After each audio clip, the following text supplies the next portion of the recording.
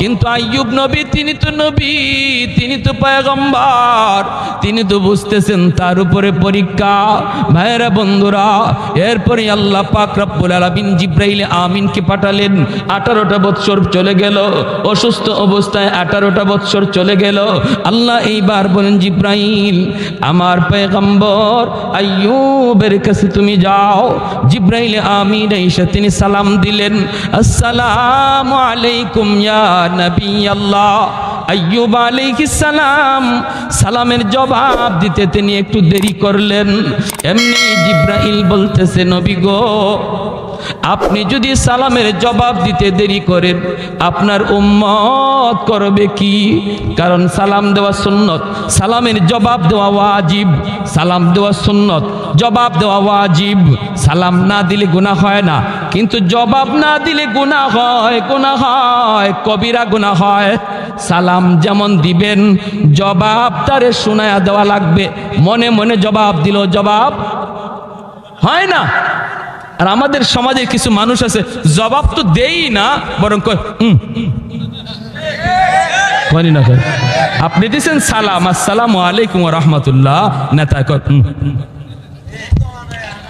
এই ধরনের যারা কইয়া জবাব দিতেছেন, আল্লাহর কাছে কি পরিমাণ ধরা খাইতেছেন বুঝে আসবে যেদিন আল্লাহ ধরবে।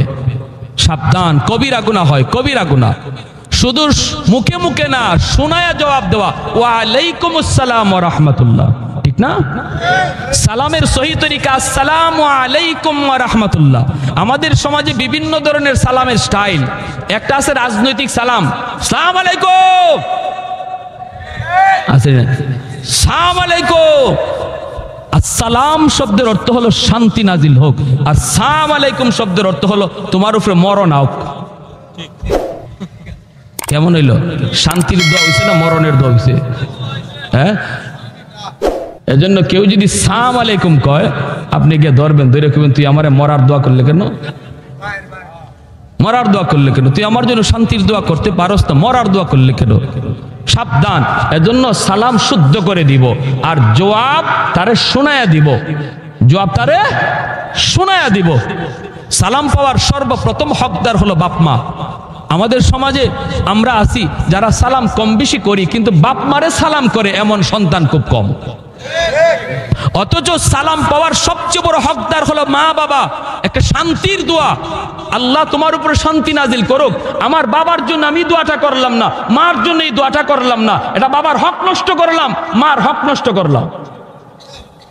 প্যারে হাজিরিন, এজন্য যেই সন্তান বাবাকে সালাম দেয়, এই সন্তান আর বাপের মধ্যে আল্লাহ দিল থেকে মহব্বত বাড়ায়া দেয়। স্বামী স্ত্রীর ভিতরে যখন সালাম কালাম হয়, স্বামী স্ত্রীর ভিতরে মহব্বত আল্লাহ বাড়ায়া দেয়।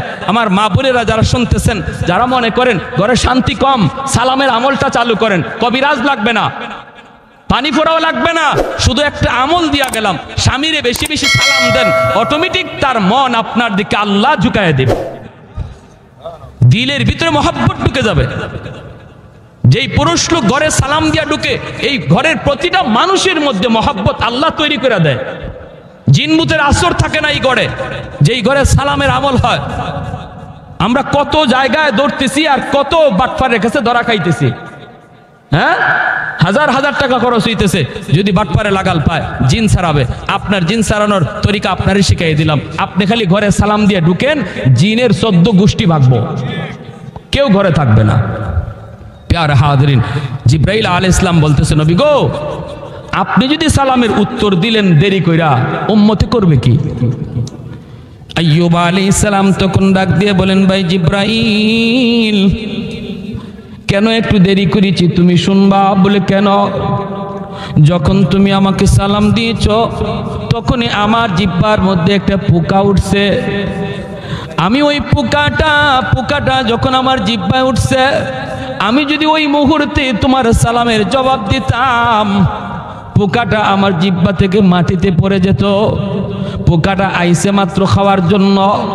আমার ভয় হইছে কিয়ামতের ময়দানে পোকা যদি আল্লাহর কাছে নালিশ করে বসে, মালিক তুমি পাঠাইছিলা তোমার পয়গম্বরের কাছে আমাকে মেহমান বানায়া, কিন্তু সে আমাকে খাইতে দেয় নাই। আমাকে জমিনে ফেলা দিছে। এই ভয়ে আমি সাথে সাথে জবাবটা দেই নাই, জিহ্বাটা নাড়াই নাই। যখন পোকাটা আমার জিহ্বার উপর থেকে সরছে তখন সালামের জবাব দিছি।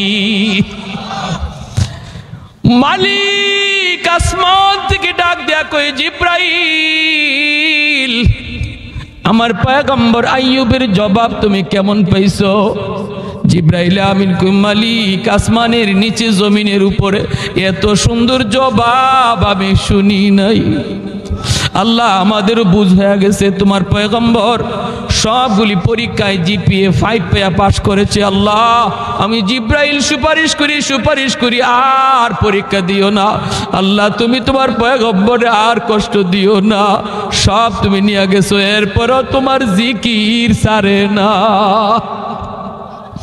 আল্লাহ পাক রব্বুল আলামিন কয়, জিব্রাইল আমার পয়গম্বরকে বলো পায়ের গোড়ালি দিয়া জমিনের ভিতরে যেন আঘাত করে, জমিনে যেন আঘাত করে, পায়ের গোড়ালি দিয়া আঘাত করলেই পানি জমজমের পানির মতো বের হবে। এই পানিটা খাইলে পরি তার সমস্ত শরীর থেকে পোকাগুলি জর্জরে পড়ে যাবে। নবী কয়, বাইরে জিব্রাইল আমি কি দিয়া জমিনে আঘাত করব? আমার পায়ের গোড়ালি তো নাই, পোকা তো পাটাও খেয়ে ফেলেছে। জিব্রাইল কয়, নবী গো আপনার অবস্থা দেখে আমি জিব্রাইল চোখের পানি রাখতে পারি না, যা আছে তা দিয়ে এই জমিনে আঘাত করেন। এই পচা পাটা দিয়া জমিনে আঘাত করলেন, আল্লাহ পাক সাথে সাথে জমজমের পানির মতো পানি আল্লাহ বের করে দিলেন। এ বাইজিদ, ভালো মন্দ দেওয়ার মালিক আমি আল্লাহ। কোন বস্তুর এই ক্ষমতা নাই, কোন মানুষের এই ক্ষমতা নাই। কেমন করে তুমি এই কথা বলেছিলে? ইমান নির্ভেজাল কেমন করে হলো? সাথে সাথে ভাই বুঝতামি বুঝে ফেলছেন, হায় হায় আমি তো এখানেও ধরা খেয়ে গেলাম। আল্লাহর কুদরতি কদমে সেজদায় পড়ে বলতেছেন, মালিক কিছুই আনতে পারি নাই গো আল্লাহ, খালি হাতে তোমার দরবারে এসেছি, দেখানোর মতো কিছুই নাই, একমাত্র তোমার দয়া আর মায়া সারা, একমাত্র তোমার দয়া মায়া সারা আমি বাইজিদ বুস্তাবির মাপ পাওয়ার কোনো সুযোগ আমি দেখি না, আমি দেখি না গো আল্লাহ। তখনই আল্লাহ পাক কয়, বাইজিদ একদিন শীতের রাতে তুমি একটা বিড়ালের বাচ্চাকে আদর করে লেপের নিচে জায়গা দিয়েছিলা। বিড়ালের বাচ্চাটা শীতের বাতাসে কনকনে শীত কষ্ট করে, দৃশ্যটা দেখার পরে তোমার কলিজায় মায়া লাগলো। বাচ্চাটারে তুমি আদর করে নিজের বিছানায় জায়গা দিয়েছিলা, লেপের নিচে জায়গা দিয়েছিলা। এই বিড়ালের বাচ্চাটা আমি আল্লাহরই বানানো মাখলুক। আমার একটা ছোট্ট মাখলুককে তুমি এতটুকু আদর করার কারণে আমি আল্লাহ খুশি হইয়া তোমাকে জান্নাতের উঁচু মাকাম দান করলাম। জোরে আওয়াজ দিয়া সুবহানাল্লাহ। ভাইরা আমার, এজন্যই তো বিবি রহিমা কি পরিমাণ স্বামীর খেদমত, কি পরিমাণ স্বামীর জন্য ত্যাগ, কি পরিমাণ কোরবানি। ওই মহিলা কই, চুল কাইটা দিবা তবে আমি তোমাকে হালুয়া দেব। আল্লাহর বান্দি কয়, চুল কাটা যাবে না, কারণ যদি আমি চুল কাটি আমার স্বামী কেমন করে বসা থেকে উঠবে, কেমন করে তিনি বসা থেকে উঠবে। ইহুদি মহিলা কই, এত কিছু বুঝি না, যদি আমার কাছ থেকে হালুয়া নিতে হয় চুল দেওয়া লাগবে। তিনি বাধ্য হয়ে গেলেন চুল দেওয়ার জন্য, সাথে সাথে একটু চুল কাইটা দিয়া দিল। স্বামীর কারণে নিজের চুলটা তিনি কিছু দিয়া দিলেন কাইটা। শয়তান কিন্তু সুযোগ পায়া গেছে, শয়তান পিছনে লাইগা আছে কেমন করে স্বামী স্ত্রীর ভিতরে একটা ভুল বুঝাবুঝি সৃষ্টি করাইতে পারে। শয়তান যদি স্বামী স্ত্রীর মধ্যে ভুল বুঝাবুঝি করাইতে পারে, তালাকের পর্যায়ে নিতে পারে, সংসার যদি ভাঙ্গা দিতে পারে। আল্লাহর নবী বলেন, শয়তানের জীবনের যত শয়তানি আছে রে, সমস্ত শয়তানির ভিতরে সবচেয়ে বড় শয়তানি হলো তালাক, সবচেয়ে বড় শয়তানি হলো ঘরের মধ্যে স্বামী স্ত্রীর ভিতরে গন্ডগোল। নবী বলেন, একদিন ইবলিস সব সবগুলি ইবলিস রে নিয়ে একসাথে বইছে, বইয়া বলতেছে আজকে কে কি খারাপ কাজ করছো একটু তালিকা দাও। একজনে কই একজন লোক মসজিদে যাইতেছিল, শয়তানি করে আমি মসজিদ থেকে ফিরাইয়া দিছি, আর মসজিদে যাইতে দেই নাই। কয় এটা তো সামান্য কাম, বড় কোনো কাম না। শয়তান কিন্তু মুকুট নিয়ে বসা, পুরস্কার নিয়ে বসা, এই লোকে পুরস্কার দিল না। আরেকজন রে কয় আমি মাপে কম দেওয়াইছি, আমি একটা দোকানদার রে বুদ্ধি কইরা মাপে কম দেওয়াইছি। শয়তান কয় এটাও বড় কোনো পাওয়ার কিছু না। একে একে সবাই সব দিল। একজনে কয়ে উঠছে উস্তাদজি আমি একটা কাম করছি। বলে কি কাম করছ? কয় স্বামী স্ত্রীর ভিতরে ঝগড়া লাগাইয়া স্বামীর মুখ দিয়া 3 তালাক দেওয়াইছি।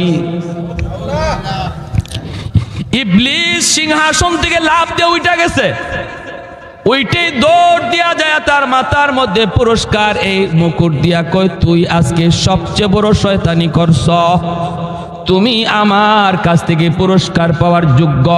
কারণ যেই সংসারের ভিতরে তালাক হয়, তালাকের দ্বারা শুধু স্বামী স্ত্রীর জীবন নষ্ট হয় না রে যুবক, তালাকের দ্বারা অবলা সন্তানগুলির জীবন নষ্ট হয়ে যায়। ভবিষ্যৎ অন্ধকার অন্ধকার অন্ধকার। মা একদিকে বাবা একদিকে, একজন সন্তানকে যদি আদর্শ সন্তান বানাইতে হয়, একদিকে মায়ের আদর আর একদিকে বাবার শাসন লাগে। আওয়াজ দিয়ে এখন ঠিক কিনা? খালি মায়ের আদরে কোনোদিন সন্তান আদর্শ মানুষ হয় না, মানুষ হইতে পারে না রে আল্লাহর গোলাম।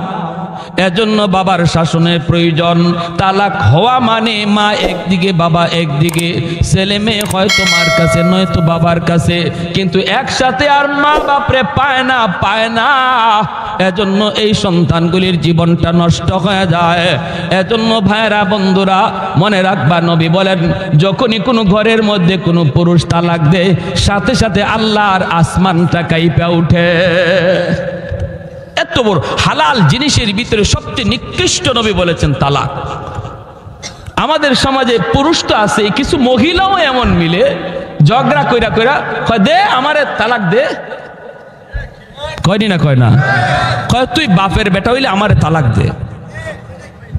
নাউজুবিল্লাহ। এমনি স্বামীর টেম্পার গরম হয়ে রয়েছে, আরো গরম করে। এই কাজটা করায় দেয় মাঝখানে এসে কে? ইবলিস। কে করায়? ইবলিস করায়। আর হেও গুসার ছুটে তালাক 3টা না দেয়া 14 গোষ্ঠী সহ তালাক দেয়। তোরে তালাক, তোর মারে তালাক, তোর দাদিরে তালাক, তোর 14 গোষ্ঠী তালাক। 3 তালাকের বাহিরে তালাক দিলে মনে রাখবা একসাথে 3 তালাক দেওয়া কবিরা গুনাহ। যদিও তালাক হয়ে যাবে, কিন্তু যে দিল এর খবর আছে আল্লাহর কাছে, ফিটা আছে। একসাথে 3 তালাক দেওয়ার কোনো বৈধতা নাই। তালাক দেওয়ার সিস্টেম হলো প্রতি মাসে একটা।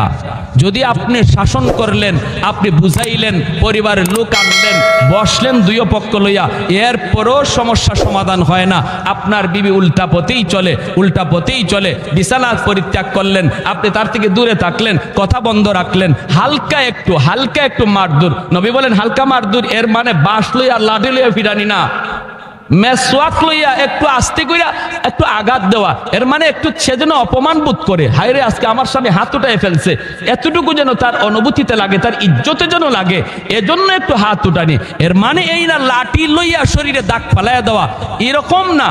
হালকা কিছু আঘাত করলেন, এরপরও সংশোধন হয় না, তখন শরীয়ত বলে সে যখন পবিত্র হালতে থাকে তখন তার 1 তালাক দাও। এরপরে আরেকবার যখন পবিত্র হয় পরের মাসে, ওই সময় আরেকটা তালাক দাও। তারপরেও যদি সংশোধন না হয়, 2 তালাক দেওয়ার পরেও সুযোগ ছিল তারে আনার, এরপরেও যখন সে সংশোধন না হয় তখন তারে আরেকটা তালাক, 3য় মাসে আরেকটা তালাক দাও। এভাবে হলো শরীয়তের তালাকের বৈধতা, তালাকের সিস্টেম। কিন্তু আমাদের সমাজে যেইভাবে তালাক দেওয়া হয়, এক বৈঠকে এক বসায়, এগুলার কোনো তরিকা নাই, সিস্টেম নাই। তবে তালাক কি হবে না? বলে হ্যাঁ হবে 100%। হযরত ওমর রাদিয়াল্লাহু তাআলা আনহুর জামানায় এক লোক 3 তালাক না দিয়া তালাক দিয়া লাইছে বউরে 100টা। ওমর রাদিয়াল্লাহু তাআলা আনহু তারা ডাকায় আনছেন, আইনা বলেন বসো, তোমার তালাক দেওয়ার বৈধতা কয়টা? বলে 3টা। তো 100টা দিলা কেন? গুসার ছুটে মারছি, গুসা করে মারছে। গুসা করে মারছো তো 3টা তোমার পাওনা, এজন্য 3টা তুমি দিছো, আর বাকি যে 97টা দিছো এটা এখন তোমার ফিডে পাওনা। এজন্য হযরত তোমার বেত আইনা 97টা বেত হের ফিটও দিছেন, বলে ওইটা 1 তালাক, এটা 2 তালাক। এজন্য যুবক ভাইরা সাবধান, তালাক যদিও শরীয়তে বৈধ রাখছে, কিন্তু এটা কখন? যখন দেয়ালে পিঠ লেগে যায়, কোনো দিক দিয়া আর সমাধান হচ্ছে না। এটা ছেলে খেলা নয়, তামাশা নয়। হুজুর গুসার চুটে দিয়া দিছি, আমার তখন মাথায় জ্ঞান ছিল না। তালাক কেউ হাসতে হাসতে দেয় না, গুসা করেই দেয়, রাগ উঠলেই দেয়। এজন্য কোনো সুযোগ নাই, 3 তালাক দিয়া দিবেন আর কোনো সুযোগ নাই ফিরায় আনার। হুজুরদের কাছে দৌড়ায় কোনো লাভ নাই। প্যারে হাজিরিন, এজন্য ইবলিস কইতেছে আজকে পুরস্কার পাওয়ার অধিকার তোমার, তুমি বহুত বড় কাজ করছো। কারণ সংসারে 2 জন শুধু নষ্ট না, তাদের অবলা সন্তানগুলির ভবিষ্যৎ অন্ধকার। প্যারে হাজিরিন, এজন্য আমার ভাইরা বলতেছিলাম শরীয়তের বিধানগুলা, শরীয়তের মাসালা মাসাইলগুলা, এগুলো আমাদের জানা থাকার দরকার আসেনি না নাই? আর একটু জোরে কোন আসেনি না নাই? আমার ভাইরা বন্ধুর আল্লাহর গোলাম যেই মাত্র চুলটা কাইটা তিনি দিয়া দিলেন, হালুয়া নিয়ে আসলেন। স্বামীর কাছে আসার আগে ইবলিস আইয়ুব আলাইহিস সালামের কাছে আয়েশা বলতেছে, নবী গো জানেননি একটা গোপন খবর? কিসের খবর? কই খবর হলো আপনার স্ত্রী মানুষের বাড়িতে চুরি কইরা কইরা আপনার জন্য খানা নিয়ে আসে। এই খবর তো আপনি রাখেন না, আপনি তো এই খবর রাখেন না। প্রতিদিন চুরি করে কেউ ধরতে পারে না, কিন্তু আজকে ধরা খাওয়া গেছে। ধরা খাওয়ার কারণে তার চুল কাইটা দিছে। চুল যদি আমার কথা বিশ্বাস না হয়, আসার পরে চুলের দিকে তাকায়া দেখেন, আজ কিন্তু তার চুল কাটা চুরিতে ধরা পড়ছে। এজন্য নাউজুবিল্লাহ জোরে কর। এর নাম হলো ইবলিস। এর নাম কি? এর নাম হলো ইবলিস। ঘটনা ঘটলো কি আর শুনাইতেছি কি? ঘটনা ঘটলো কি আর শুনাইতেছি কি? আল্লাহর পয়গম্বর সাথে সাথে যেন আসমান মাথায় ভেঙে পড়লো, কারণ তিনি তো নবী। হারাম খানা তো তিনি খাইতে পারেন না, চুরির মাল নবী তো খাইতে পারেন না। কোনো ইমানদার মুমিন কোনোদিন হারাম মাল খাইতে পারে না, চুরির মাল ডাকাতির মাল মুসলমান খাইতে পারে না। ভাইরা বন্ধুরা, আল্লাহর পয়গম্বর আওয়াজ দেয়া কই, মালিক ঘটনা যদি এমনই হয়, আমাকে তুমি কেমন পরীক্ষায় ফেলাইছো গো আল্লাহ। আমি ওই স্ত্রীকে নিয়ে সংসার করব না, আমি তার স্ত্রী হিসেবেও মেনে নিব না। যদি তার মাথার চুল আমি কাটা পাই, তাহলে আমি কসম করলাম 100টা বেত তারে দিব, 100টা বেত দিব। আল্লাহর পয়গম্বর আইয়ুব আলাইহিস সালাম তিনি অপেক্ষায় বসা আছেন, বিবি আসবেন, তারপরে তিনি দেখবেন মাথার চুল কাটা নাকি। তিনি দেখবেন বিবি রহিমা হালুয়া নিয়ে স্বামীর কাছে তিনি হাজির হলেন। ভাইরা তিনি হালুয়া দিলেন, নবী তো হালুয়া খাইতে রাজি না। তিনি তো বলতেছেন, রহিমা গো মাথার চুলগুলি একটু দেখাও। দেখাইতেই তিনি দেখেন চুল কাটা। আল্লাহর নবীর কলিজার মধ্যে যেন রক্তক্ষরণ হয়ে যায়। হায় রে, আমি কি শুনলাম? যা শুনলাম তা তো বাস্তব। সাথে সাথে তিনি বলেন, রহিমা গো, ও রহিমা, তুমি না একজন নবী পরিবারের মেয়ে, তুমি না নবী পরিবারের মেয়ে গো, কেমন করে তুমি এমন কাম করলা? আমি তো চুরির মাল চাই না, ডাকাতির মাল চাই না, আমি না খায়া মরতে রাজি, তবু হারাম খানা খাইতে রাজি না। হারাম খানা যদি ঘরের ভিতরে ঢুকে রে ভাই, হারামের বদাসর, হারামের বদাসর নিজের মধ্যে পড়ে, সন্তানের মধ্যে পড়ে। সুদের টাকা যদি আপনি ঘরে ঢুকান, সন্তানের রক্ত মাংস হারাম টাকা দিয়ে বড় হয়।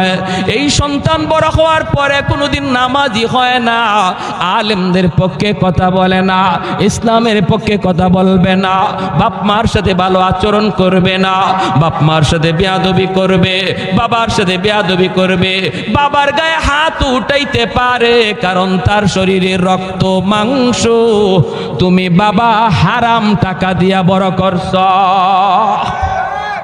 আজ আমাদের সমাজের চিত্র এত খারাপ, এত খারাপ, কেন সন্তানগুলি বেপথে বেলাইনে চলে গেল?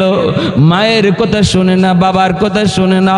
কত বাবার অভিযোগ, হুজুর একটু পানি ফোরা দেন, হুজুর একটু পানি ফোরা দেন, পোলারে পাই না। হুজুর একটু পানি ফোরা দেন, পোলাটায় কথা শুনে না। হুজুর একটু পানি ফোরা দেন, মেয়েটায় কথা শুনে না। আমি যদি জিজ্ঞেস করি, বাবারে তুমি কি করো, কি করো, কি করো, কিভাবে টাকা কামাই করছো, খবর নিয়ে দেখা যায় প্রতিদিন ঘুষ খাইছে, ঘুষের টাকা দিয়া সন্তান রে বড় করছে। যদি আমি বলি ছেলের জন্য আপনাকে যদি এক গ্লাস পানি পরা দিতে হয়, আপনার জন্য পানি পরা দিতে হবে এক জগ। মানুষগুলি কয় হুজুরদের পানি পড়ায় কাম হয় না, কাম হয় না। আমি বলি না, পানি পড়া কাম হয়, কিন্তু ওই পানি পড়া যেই ঘরে যে ঢুকবে, এই ঘরে ঢুকার সময় যায় দেখে ঘরের রহমতের দরজা বন্ধ। কারণ ঘরের ভিতরে সুদ ঢুকে, ঘরের ভিতরে ঘুষ ঢুকে, ঘরের ভিতরে হারাম ঢুকে।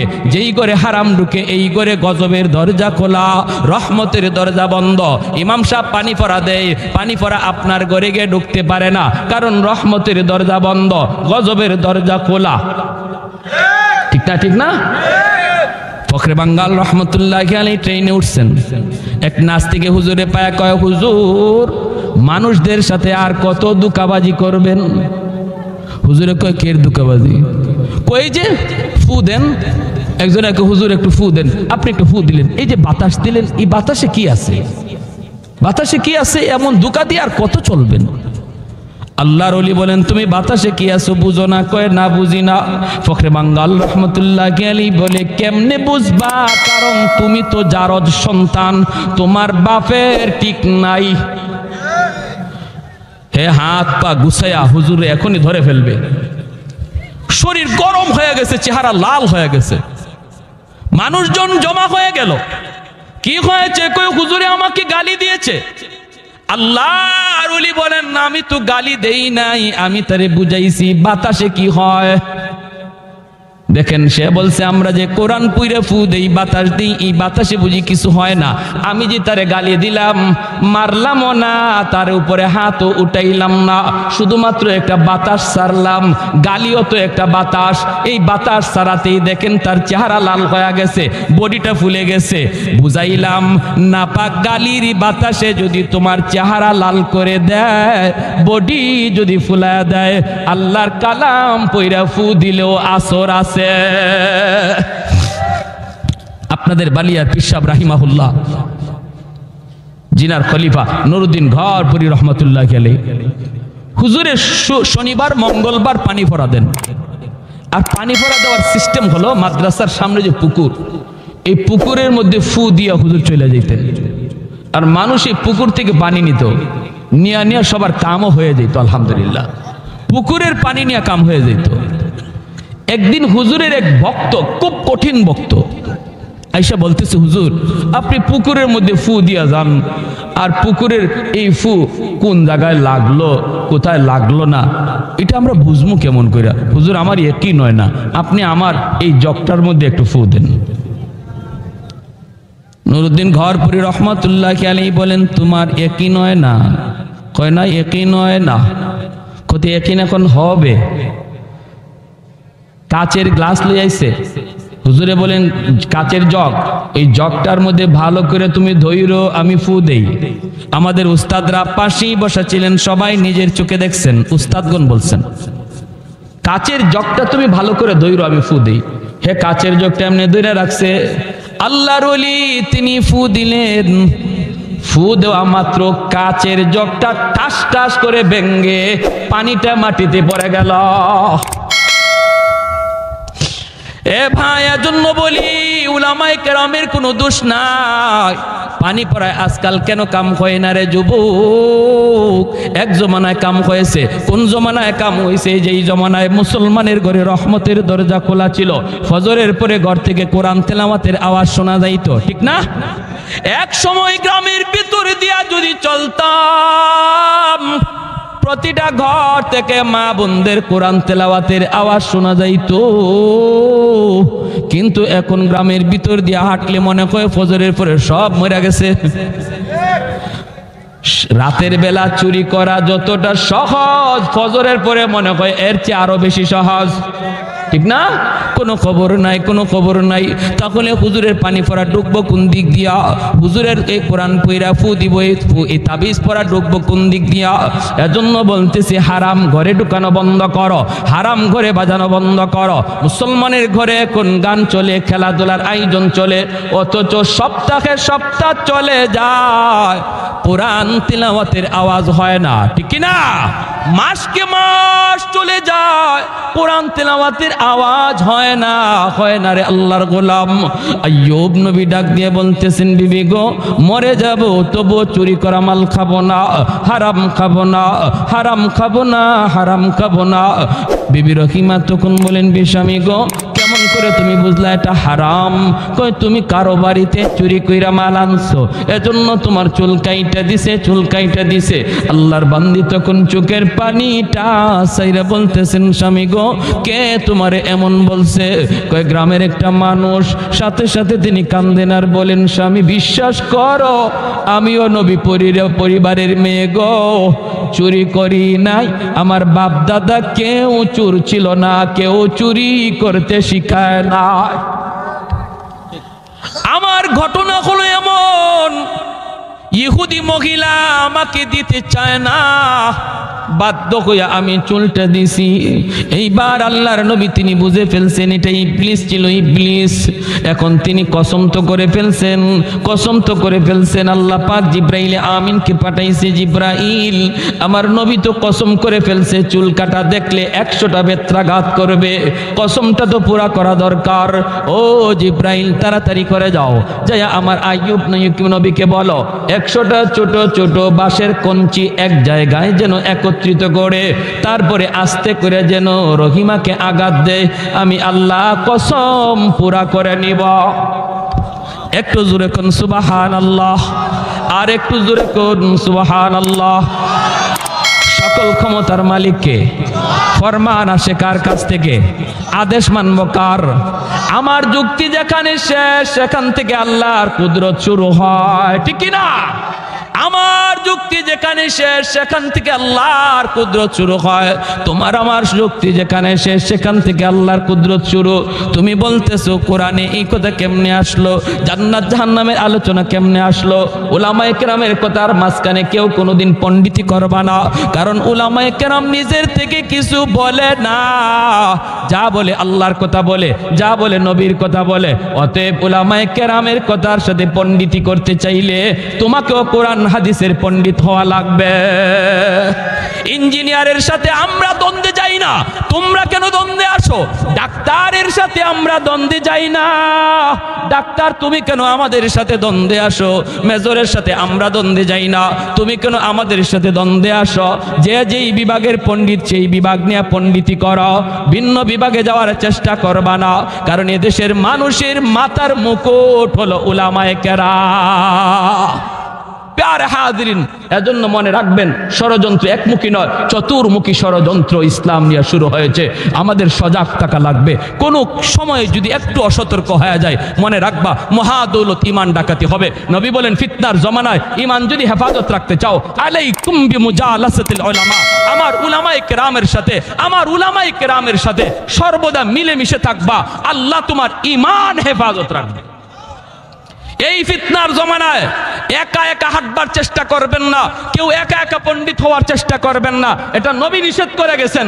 নবী বলছেন ফিতনার জমানা চলছে, এই জমানায় ইমান বাঁচাতে চাও আলেমদের সাথে থাকো। আর আলেমরা ময়দানে তখনই নামবে যখন দেখবে আপনার ইমান খতরার ভিতরে রয়েছে, মুসলমানের মুসলমানি খতরার মধ্যে রয়েছে, যখন দেখবে এই দেশে ইসলাম নিয়ে ষড়যন্ত্র, যখন দেখবে আমার মুসলমানি নিয়ে ষড়যন্ত্র, তখন উলামায়ে কেরাম আপনাদেরকে রাজপথে ডাক দিবে। সেই ডাক দেওয়া ইমাম সাহেবের ফায়দার জন্য নয়, সেই ডাক কোন আলেমের মেম্বার হওয়ার জন্য নয়, চেয়ারম্যান হওয়ার জন্য নয়, এমপি হওয়ার জন্য নয়।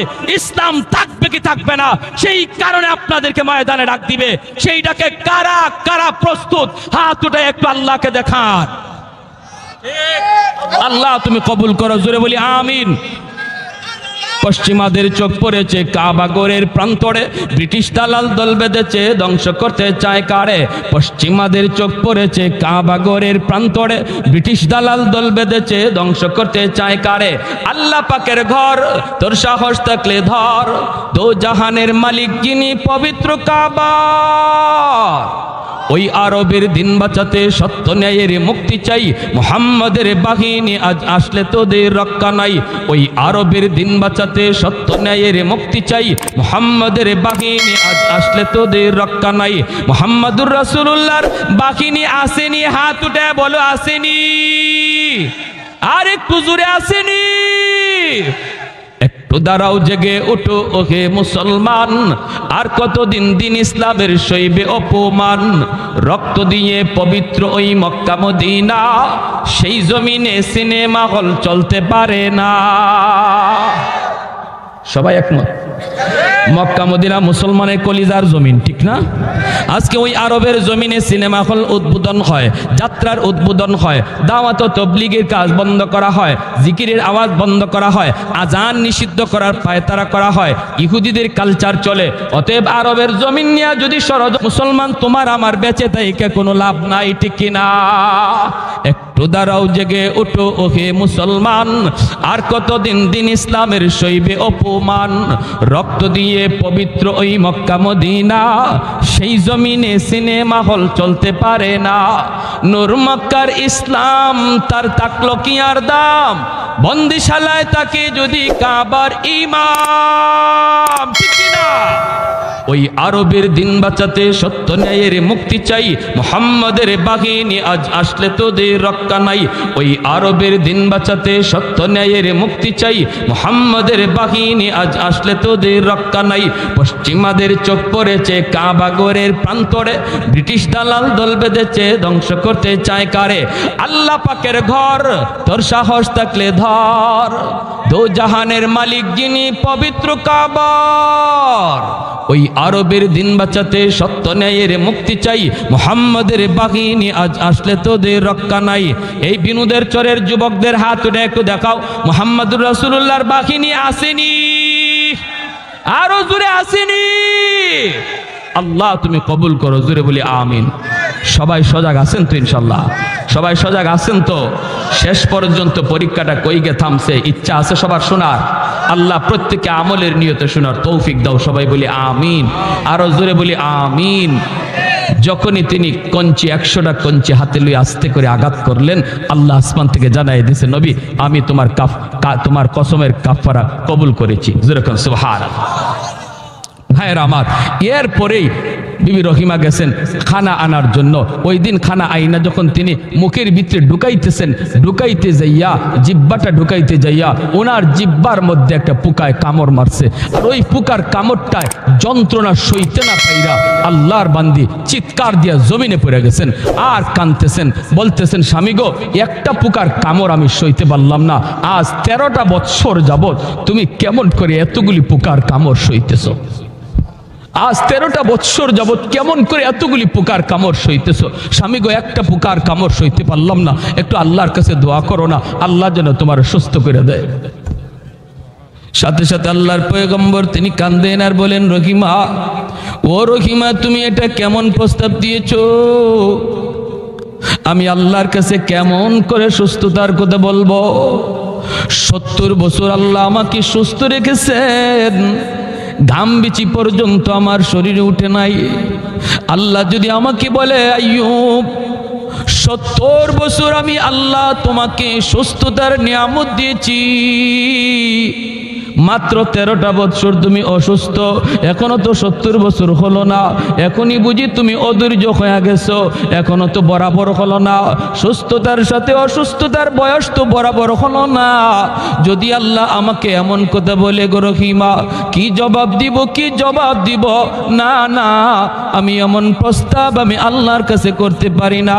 যদি তোমার কষ্ট হয়, আমি তোমাকে মুক্তি দিলাম, তুমি চলে যাও, আমাকে ফেলে তুমি চলে যাও, আমার 4 জন বিবি ছিল, 3 জন তো মারা গেছে। ওই দিন যদি তুমি ওদের সাথে ঘুমাইতা তুমিও তো মারা যাইতা। অতএব বিবি গো, এমন কথা আমাকে বলবা না, লাগলে তুমি চলে যাও। বিবি রহিমার সাথে সাথে স্বামীর জড়ায় ধরে কাঁদতে শুরু করলেন, না গো স্বামী, আমি যাওয়ার জন্য বলি নাই, আমার ভুল হয়ে গেছে, আমার ভুল হয়ে গেছে, আমাকে মাফ করে দাও, আমাকে মাফ করে দাও। এ ভাই, আমি আপনি কিন্তু নবীর মতো বলবো না রে ভাই। আমার আপনার বলার তরিকা কি হবে শুনবেন। আমার আপনার বলার তরিকা ইমাম গাজ্জালি রহমাতুল্লাহ আলাইহি বলেছেন।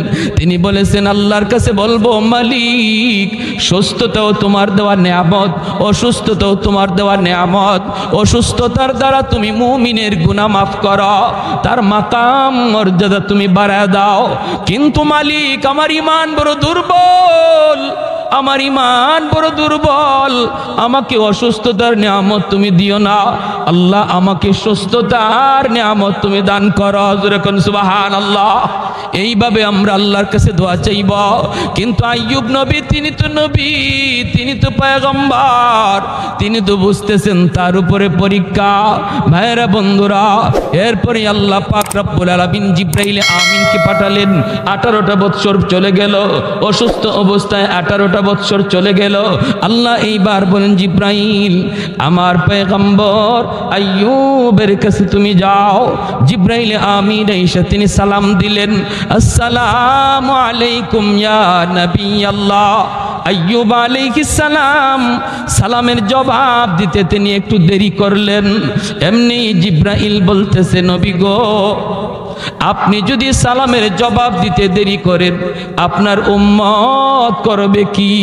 কারণ সালাম দেওয়া সুন্নত, সালামের জবাব দেওয়া ওয়াজিব। সালাম দেওয়া সুন্নত, জবাব দেওয়া ওয়াজিব। সালাম না দিলে গুনাহ হয় না, কিন্তু জবাব না দিলে গুনাহ হয়, গুনাহ হয়, কবিরা গুনাহ হয়। সালাম যেমন দিবেন, জবাব তারে শোনায়া দেওয়া লাগবে।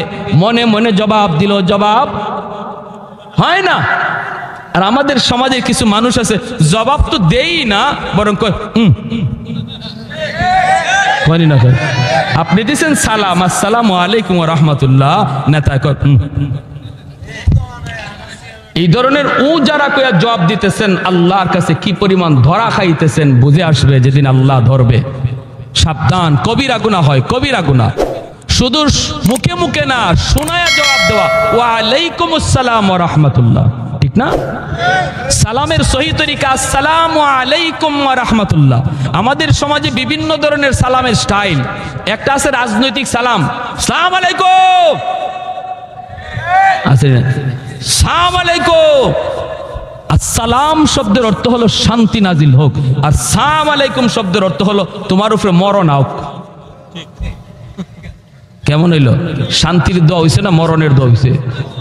হ্যাঁ, এজন্য কেউ যদি সালাম আলাইকুম কয়, আপনি গিয়ে ধরবেন, ধরে কইবেন, তুই আমারে মরার দোয়া করলে কেন? মরার দোয়া করলে কেন? তুই আমার জন্য শান্তির দোয়া করতে পারস না, মরার দোয়া করলে কেন? সাবধান। এজন্য সালাম শুদ্ধ করে দিব, আর জবাব তারে শোনায়া দিব, জবাব তারে শোনায়া দিব। সালাম পাওয়ার সর্বপ্রথম হকদার হলো বাপ মা। আমাদের সমাজে আমরা আছি যারা সালাম কম বেশি করি, কিন্তু বাপ মারে সালাম করে এমন সন্তান খুব কম। অথচ সালাম পাওয়ার সবচেয়ে বড় হকদার হলো মা বাবা। একটা শান্তির দোয়া, আল্লাহ তোমার উপরে শান্তি নাজিল করুক। আমার বাবার জন্য আমি দোয়াটা করলাম না, মার জন্য এই দোয়াটা করলাম না, এটা বাবার হক নষ্ট করলাম, মার হক নষ্ট করলাম। প্যারে হাজিরিন, এজন্য যেই সন্তান বাবাকে সালাম দেয়, এই সন্তান আর বাপের মধ্যে আল্লাহ দিল থেকে মহব্বত বাড়ায়া দেয়। স্বামী স্ত্রীর ভিতরে যখন সালাম কালাম হয়, স্বামী স্ত্রীর ভিতরে মহব্বত আল্লাহ বাড়ায়া দেয়। আমার মা বোনেরা যারা শুনতেছেন, যারা মনে করেন ঘরে শান্তি কম, সালামের আমলটা চালু করেন। কবিরাজ লাগবে না, পানি ফোড়াও লাগবে না, শুধু একটা আমল দিয়া গেলাম, স্বামীরে বেশি বেশি সালাম দেন, অটোমেটিক তার মন আপনার দিকে আল্লাহ ঝুঁকায় দেবে, দিলের ভিতরে মহব্বত ঢুকে যাবে। যেই পুরুষ লোক ঘরে সালাম দিয়া ঢুকে, এই ঘরের প্রতিটা মানুষের মধ্যে মহব্বত আল্লাহ তৈরি করে দেয়। জিনমুতের আসর থাকে না এই ঘরে, যেই ঘরে সালামের আমল হয়। আমরা কত জায়গায় দৌড়তেছি আর কত বাটফারের কাছে ধরা খাইতেছি। হ্যাঁ, হাজার হাজার টাকা খরচ হইতেছে, যদি বাটপারে লাগাল পায় জিন ছাড়াবে। আপনার জিন ছাড়ানোর তরিকা আপনারই শিখাই দিলাম। আপনি খালি ঘরে সালাম দিয়ে ঢুকেন, জিনের 14 গোষ্ঠী ভাগবো, কেউ ঘরে থাকবে না। প্যারা হাজরিন, জিব্রাইল আলাইহিস সালাম বলতেছে, নবী গো, আপনি যদি সালামের উত্তর দিলেন দেরি কইরা, উম্মতে করবে কি? আইয়ুব আলাইহিস সালাম তখন ডাক দিয়ে বলেন, ভাই জিব্রাইল, কেন একটু দেরি করেছি তুমি শুনবা? বলে কেন? যখন তুমি আমাকে সালাম দিয়েছ তখনই আমার জিহ্বার মধ্যে একটা পোকা উঠছে। আমি ওই পোকাটা যখন আমার জিহ্বায় উঠছে, আমি যদি ওই মুহূর্তে তোমার সালামের জবাব দিতাম, পোকাটা আমার জিহ্বা থেকে মাটিতে পড়ে যেত। পোকাটা আইছে মাত্র খাওয়ার জন্য। আমার ভয় হয়েছে কিয়ামতের ময়দানে পোকা যদি আল্লাহর কাছে নালিশ করে বসে, মালিক তুমি পাঠাইছিলা তোমার পয়গম্বরের কাছে আমাকে মেহমান বানায়া, কিন্তু সে আমাকে খাইতে দেয় নাই, আমাকে জমিনে ফেলায়া দিছে। এই ভয়ে আমি সাথে সাথে জবাবটা দেই নাই, জিহ্বাটা নাড়াই নাই। যখন পোকাটা আমার জিহ্বার উপর থেকে সরছে তখন সালামের জবাব দিছি। মালিক আসমান থেকে ডাক দেয়া কই, জিব্রাইল, আমার পয়গম্বর আইয়ুবের জবাব তুমি কেমন পাইছো? জিব্রাইল আমিন কই, মালিক আসমানের নিচে জমিনের উপরে এত সুন্দর জবাব আমি শুনি নাই। আল্লাহ আমাদের বুঝ হয়ে গেছে তোমার পয়গম্বর সবগুলি পরীক্ষায় জিপিএ 5 পেয়ে পাশ করেছে। আল্লাহ আমি জিব্রাইল সুপারিশ করি আর পরীক্ষা দিও না। আল্লাহ তুমি তোমার পয়গম্বরে আর কষ্ট দিও না, সব তুমি নিয়ে গেছো, এরপরও তোমার জিকির সারে না। আল্লাহ পাক রব্বুল আলামিন কয়, জিব্রাইল আমার পয়গম্বরকে বলো পায়ের গোড়ালি দিয়া জমিনের ভিতরে যেন আঘাত করে, জমিনে যেন আঘাত করে। পায়ের গোড়ালি দিয়া আঘাত করলেই পানি জমজমের পানির মতো বের হবে। এই পানিটা খাইলে পরেই তার সমস্ত শরীর থেকে পোকাগুলি জর্জরে পড়ে যাবে। নবী কয়, বাইরে জিব্রাইল আমি কি দিয়ে জমিনে আঘাত করব? আমার পায়ের গোড়ালি তো নাই, পোকা তো পাটাও খেয়ে ফেলেছে। জিব্রাইল কয়, নবী গো আপনার অবস্থা দেখে আমি জিব্রাইল চোখের পানি রাখতে পারি না, যা আছে তা দিয়ে এই জমিনে আঘাত করেন। এই পচা পাটা দিয়া জমিনে আঘাত করলেন, আল্লাহ পাক সাথে সাথে জমজমের পানির মতো পানি আল্লাহ বের করে দিলেন। এইবার আল্লাহ বলতেছেন, জিব্রাইল আমার পয়গম্বরে বলো পানি যেন পান করে। জিব্রাইল আলী আমিন যখন বললেন, পয়গম্বর পানিটা হাতে নিয়ে বিসমিল্লাহ বলে পানিটা পান করা মাত্রই সমস্ত শরীর থেকে পোকাগুলি ঝরঝরায়া মাটিতে পড়ে গেল। ও জিব্রাইল শুধু তা নয়, পানিটা হাতে নিয়ে শরীরের মধ্যে মাখাইতে বলো, আমি আল্লাহ তারে 25 বছরের পূর্ণ যুবক তারে বানায় দেব। পানিটা হাতে নিয়ে তিনি শরীরটা আবার মাখলেন, আল্লাহ পরিপূর্ণ যৌবনতা আবার দান করল, রূপ লাবণ্যতা আল্লাহ আবার ফিরায় দিল, হারানো নিয়ামত আল্লাহ আবার ফিরায় দিল। পাহাড়ের কোণার মধ্যে বসে বসে আল্লাহর জিকির করতেছেন। বিবি রহিমা তিনি খাবার নিয়ে আসলেন, আয়েশা দেখেন স্বামী নাই, যেখানে স্বামীরে রেখে গেলেন সেখানে স্বামী নাই। ডাইনে বামের সামনে তাকান, হায় হায় আমার স্বামী কোথায়? হয়তো জঙ্গলের বাঘ বুঝি খেয়ে ফেলেছে, জঙ্গলের বাঘ ভাল্লুক বুঝি খেয়ে ফেলেছে। চারদিকে তাকান, দেখেন একজন যুবক অন্যদিকে মুখ করে তাকায় রইছে। পাশে গেলেন, যা বলতেছেন, ভাই তুমি কি আমার স্বামীরে দেখছো? একজন অসুস্থ মানুষ অনেক দিন যাবত এই জায়গায় শুয়েছিল, আমি তারে খাওয়াইতেছিলাম, কাজ কইরে কইরে আইনা আজকে আইয়া দেখি আমার স্বামী নাই। তুমি আমার স্বামীরে দেখছো নি নাকি বাঘ ভাল্লুক আমার স্বামীরে খেয়ে ফেলেছে? এমনি আইয়ুব আলাইহিস সালাম চেহারাটা অন্যদিকে রাইখে বলতেছেন, তুমি কি তোমার স্বামীর চেহারা দেখলে তারে চিনবা? কয় হ, আমি চেহারা দেখলে চিনব, চেহারা দেখলে চিনব। এই বলতেই তিনি চেহারাটা ঘুরান আর বলতেছেন, বিবি গো, ও বিবি আর কষ্ট করা লাগবে না, আল্লাহ আমার হারানো নিয়ামত সব আল্লাহ ফিরাইয়া দিছে। मैं तालिब मौला हूँ मेरे इश्क़ निराला, मैं तालिब मौला हूँ मेरे इश्क़ निराला, है जुमला जहाँ जिनके तजल्ली से उजाला, है जुमला जहाँ जिनके तजल्ली से उजाला, मदरुद जहाँ गैर खुदा यार नदारम, जुज़ याद खुदा हीचे दिगर कार नदारिम, जुज़ याद खुदा हीचे दिगर कार नदारिम। जुरे कुन अल्लाहु अकबर, আর একটু জোরে কোন আল্লাহু আকবার।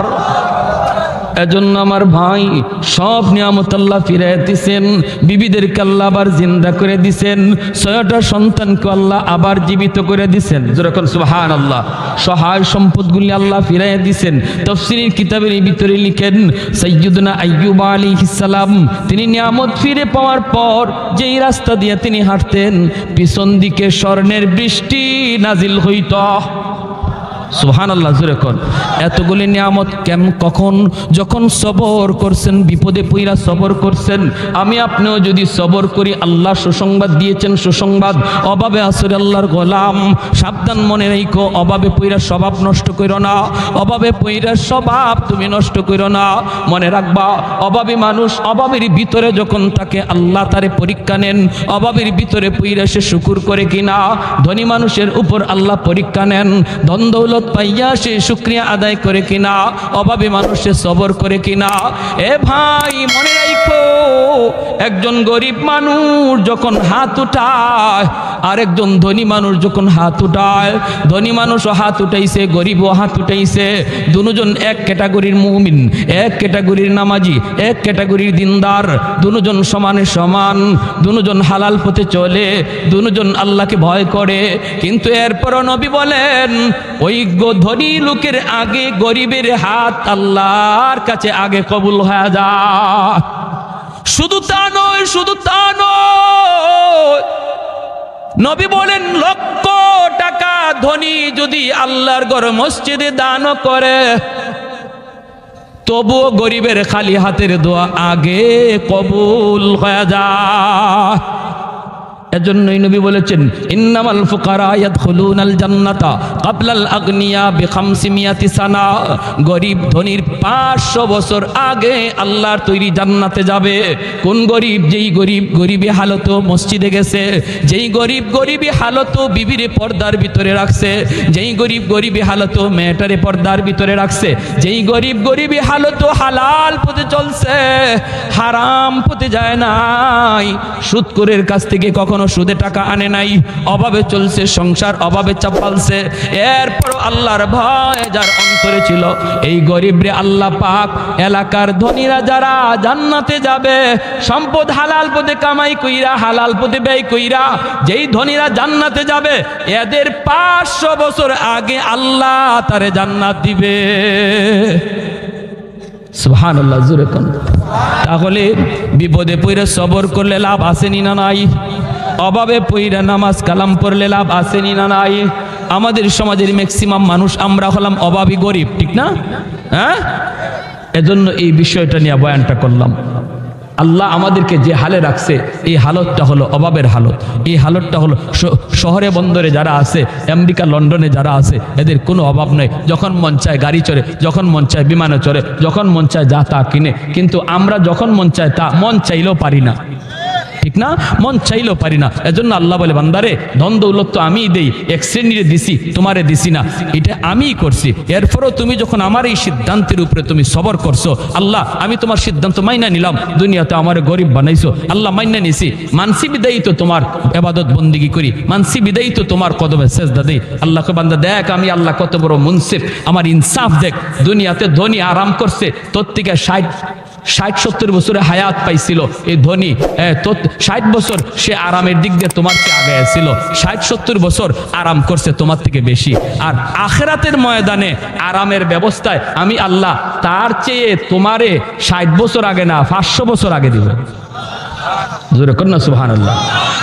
60 বছর বেশি না, দুনিয়াতে 60 বছর বেশি পাইছে, হে আরাম করছে তোমার চেয়ে, আর আখিরাতের লাইনে আমি তোমাকে 500 বছর বেশি দিব।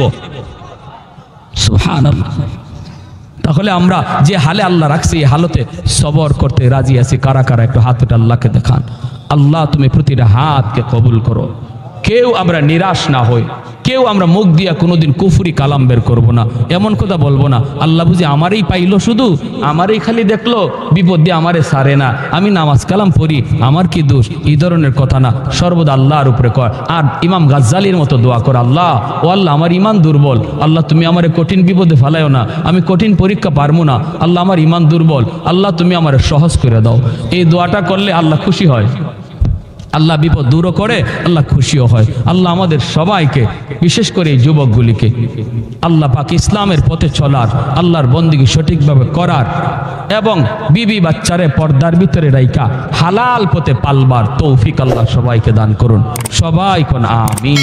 ওয়া আখির দাওয়ানা আনিল হামদুলিল্লাহি রাব্বিল على محمد وعلى آل محمد كما باركت على إبراهيم وعلى آل إبراهيم إنك حميد مجيد. الحمد لله.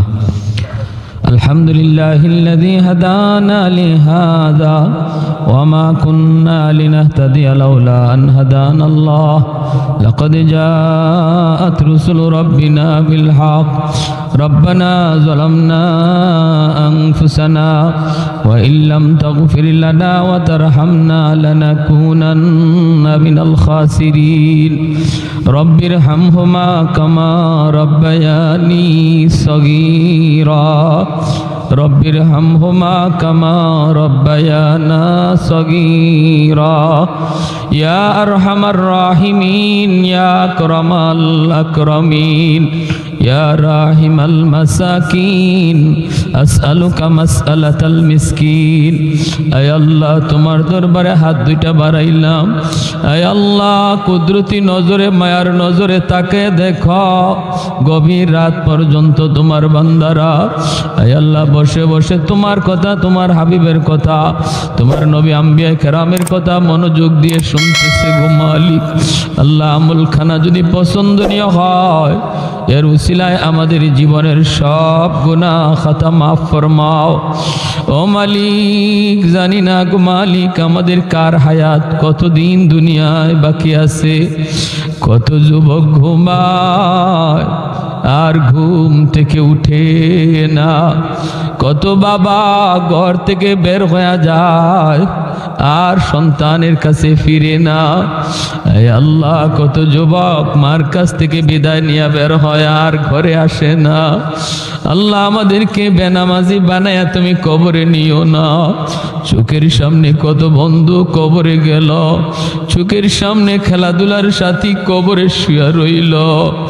আয় আল্লাহ যাদের হাসি মুখের চেহারাটা এখনো চোখের সামনে ভাসে, ও মালিক যারা একদিন এই রাস্তা দিয়ে ঘুরতো, এই মসজিদে নামাজ পড়তো, তারা আজ কোথায় গেল, কোথায় রইল তুমি ছাড়া কেউ জানে না।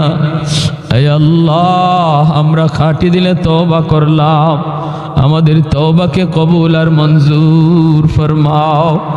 আর নাফরমানি করবো না, আর জীবনে নামাজ ছাড়বো না, বাপ মার সাথে বেয়াদবি করবো না, মানুষের হক নষ্ট করবো না।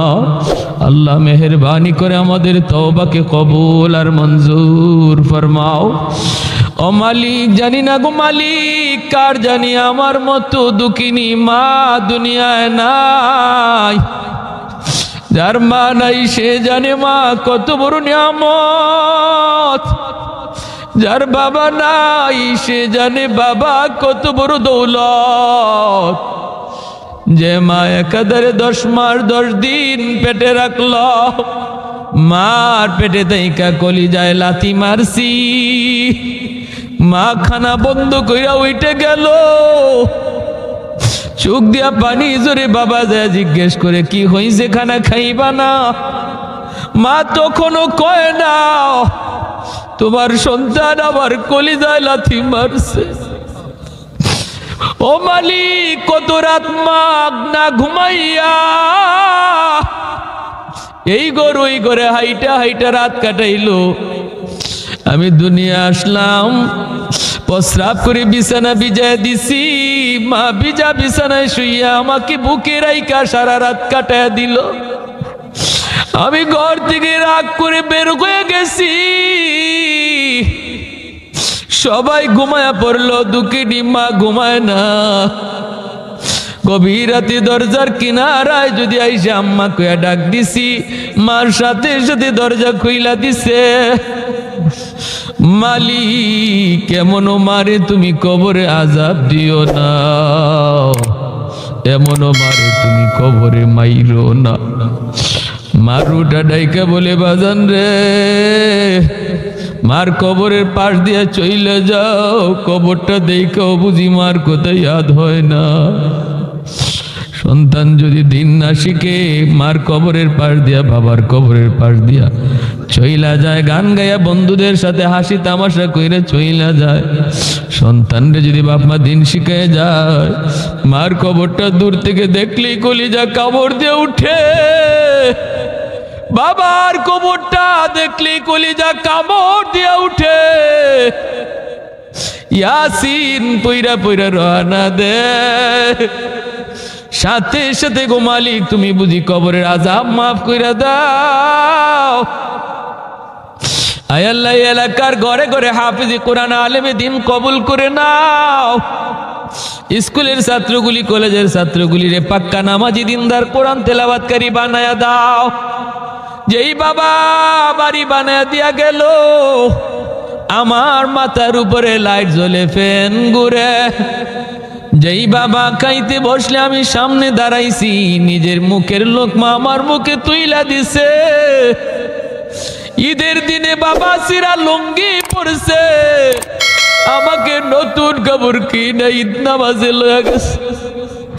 আল্লাহ, আমার মাথার উপরে লাইট জ্বলে ফ্যান ঘুরি, বাবা যেই করে শুয়েছে, আলো নাই বাতাস নাই, জান্নাতি আলো বাতাসের ব্যবস্থা কইরা দিও গো মালিক।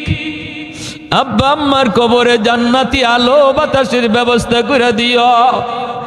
এই যুবকগুলি জানি না কার মা নাই, কার বাবা নাই, কার দাদা নাই, কার দাদি নাই, কার জানি আদরের বড় ভাইটা নাই। আয় আল্লাহ, মেহেরবানি করে এই মাহফিলের খাতিরে প্রত্যেকের কবরকে জান্নাতের বাগান বানায় দাও। আল্লাহ, এলাকার সকল মুর্দেগান যে যেখানে কবরে শায়িত, আল্লাহ প্রত্যেকের কবরে এই মাহফিলের খবর তুমি পৌঁছায় দাও। আল্লাহ, তাদের আওলাদ আজকে কোরআনের এত সুন্দর মাহফিলের আয়োজন করছে গো আল্লাহ, এই খাতিরে তাদের কবরকে জান্নাতের বাগিচা বানায় দাও। ও মাওলা, আম্মা আব্বা যাদের জীবিত হায়াতে বরকত দিয়া দাও, বাপ মার সেবা করার তৌফিক দাও। আল্লাহ, যুবকগুলির হায়াতে বরকত দিয়ে দাও, লেখাপড়ায় উন্নতি দাও, ব্যবসা বাণিজ্যে উন্নতি দাও, সামনের জীবনগুলি আসান করে দাও। ও মাওলা, মরণ পর্যন্ত কোরআনের খাদেম বানায় রাখো। সমাজের ভালো ভালো কাজগুলি তাদের দ্বারা করায় নাও। আয় আল্লাহ, সর্বদা উলামায়ে কেরামকে দিল থেকে মহব্বত করার তৌফিক দাও। আল্লাহ, আমাদের এলাকার সমস্ত মানুষ সবাইকে আলেমদের সাথে মিলে মিশে থাকার তৌফিক দাও। মাওলায়ে করিম, ফিতনা ফাসাদ দূর করে দাও, হিংসা বিদ্বেষ অন্তর থেকে দূর করে দাও। ভাইয়ে ভাইয়ে মহব্বত, এলাকার মানুষের ভিতরে মিল মহব্বত তুমি বাড়ায় দাও। আল্লাহ, প্রতিটা ঘরের মধ্যে শান্তি নাজিল করো, স্বামী স্ত্রীর মহব্বত বাড়ায় দাও। যেখানে অশান্তি আছে আল্লাহ তুমি শান্তি নাজিল করো। আল্লাহ, ছেলেগুলিরে মা ভক্ত, বাবা ভক্ত সন্তান বানাও। যুবকগুলিরে পাক্কা দিনদার নামাজি বানায় দাও। অসুস্থ যারা আছে আল্লাহ সুস্থ করে দাও। পেরেশানিতে যারা আছে পেরেশানি দূর করে দাও। আয় আল্লাহ, আমাদের দেশের উপরে শান্তি নাজিল করো, অশান্তি দূর করো। আল্লাহ, ফসলে বরকত দাও, প্রবাসীদেরকে আফত বিপদ থেকে হেফাজত করো। আয় আল্লাহ, ব্যবসায়ীদের ব্যবসায় তুমি বরকত দান করো। মাওলা, এই মাহফিলকে এলাকার জন্য নাজাতের উসিলা বানাও। সাল্লাল্লাহু তাআলা, আমার মা বোনদেরকে মাফ করে দাও। আল্লাহ আমার মা বোনদেরকে তুমি জান্নাতি বানাও, মা বোনদেরকে পর্দা নিশিন কোরআন তেলাওয়াতকারিনী বানাও। যে মা বেশি বেশি কোরআন তেলাওয়াত করে এই মার গর্ভ থেকে হাফেজে কোরআন জন্ম নেয়। আল্লাহ প্রতিটা ঘরে ঘরে মা বোনদেরকে কোরআন তেলাওয়াতকারিনী বানায় দাও। ওয়াসাল্লাল্লাহু তাআলা আলা খাইরি খালকিহি মুহাম্মদ ওয়া আলা আলিহি ওয়া আসহাবিহি আজমাইন। আমিন আমিন বিরহমাতিকা ইয়া আরহামার রাহিমিন।